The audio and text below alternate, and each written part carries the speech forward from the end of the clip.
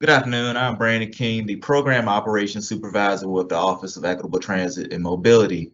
This afternoon, we have Dironna Clarke, the Administrator with the Office of Equitable Transit and Mobility, and Kelli Rowan, the Transit Planning and Mobility Management Consultant. Starting off with Kelli, what is the Path to Equity? Yeah. So the Path to Equity is the policy guide for Richmond Connects. It's the first step in an overall transportation plan that will decide what improvements are needed in transportation over the coming years with equity in mind when making all decisions. It's a first step, but it's an important step that we're really proud to have a draft for you to review. So, what exactly is a policy, anyhow? Great question.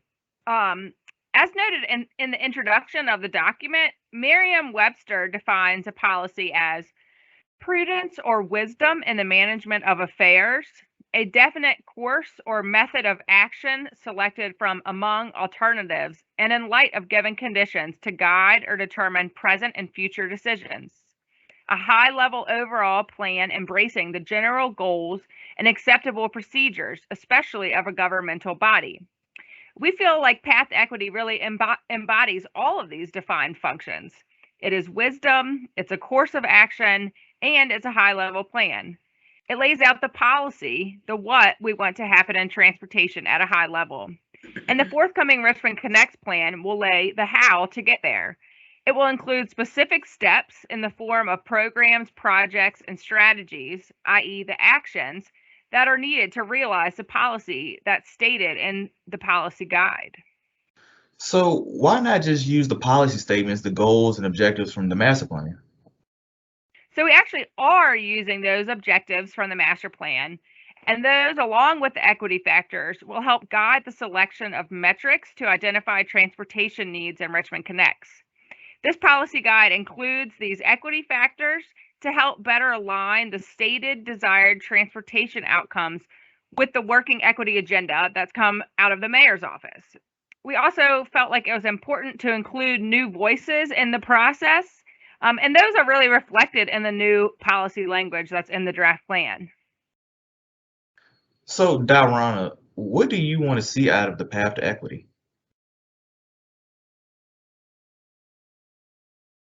You're Dironna, you may muted. be muted.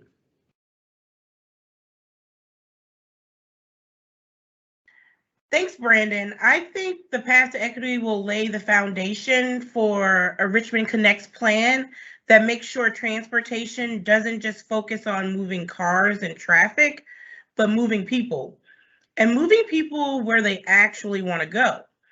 I hope Path to Equity does a good job acknowledging that transportation isn't just a small factor in our lives, but has a huge impact on what things we can and can't do.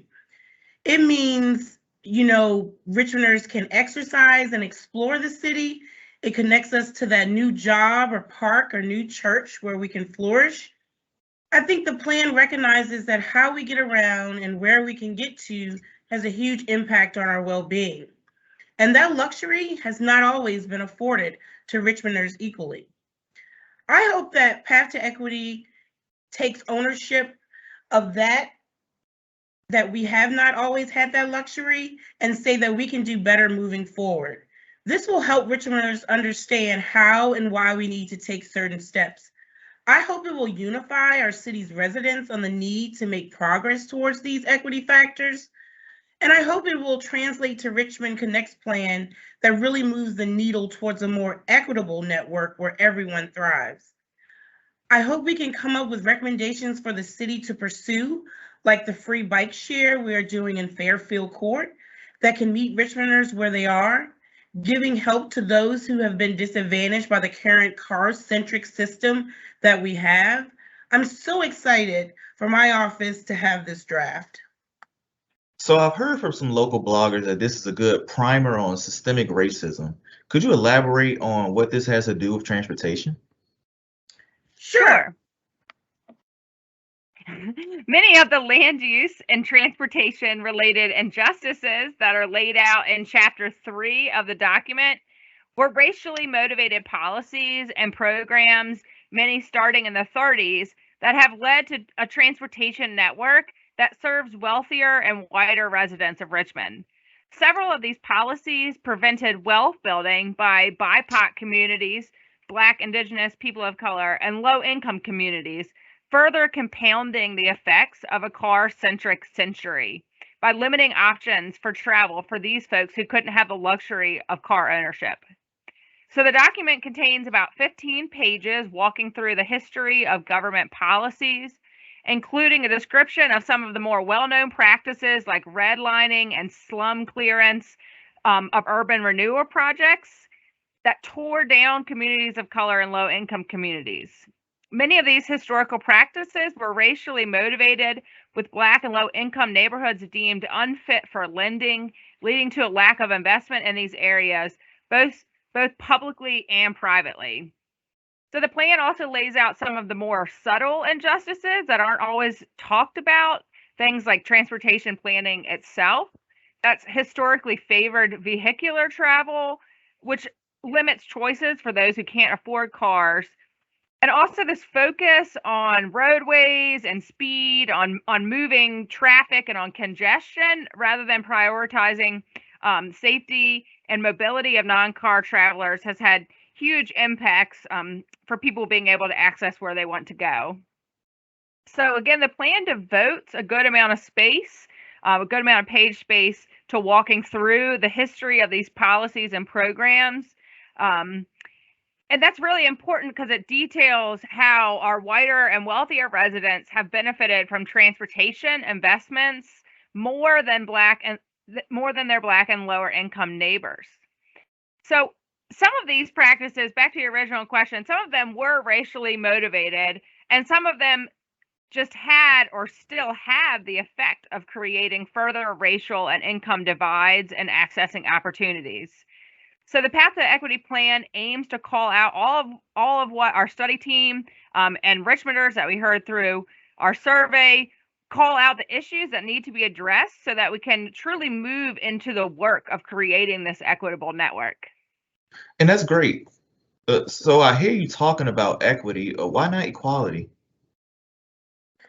Thanks, Brandon. I'll take that question. It's a great question. Equity is preferred as it recognizes that every person is situated differently in society and needs help tailored to their position in society to get everyone to the same finish line.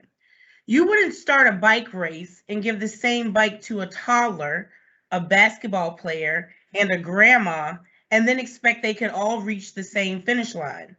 That's where equality is distinguished from equity. Equality would say, give everyone a bike, the same and equal bike. Equity is saying, give the toddler a bike with training wheels. Give the athlete one with bigger tires and a bigger frame. And then give the grandma an electric scooter. Then they can all reach the same finish line. It's about getting everyone to get the same outcome, not giving the same type or quantity of help or same resource equally. So what do you need to review the plan? I'll take that one. So you can go to rva.gov/path2equity to read the whole plan. You can read about the history of planning and government decisions that have led us to this point and the injustices that are still reverberating through the city's systems and structures. You can also check out the new policy statements, the equity factors, and the guiding principles. And you can also just read those if you're short on time. Those are listed separately at the top of the page. There's two little arrows and drop downs. The first one is to read just those new policy statements. The second is to access the whole document. You can also stay tuned to the city's Facebook to stay connected to everything Richmond Connects related. We also will have 2 more of these Facebook sessions next Thursday and the Thursday after, where we'll walk through a little bit more detail on our outreach and what we heard in the survey. And then the last one, we'll do kind of a virtual walkthrough of the plan. So stay tuned for those and let us know if you have questions in the chat and we'll get back to you. Thank you. Thank you. Thanks.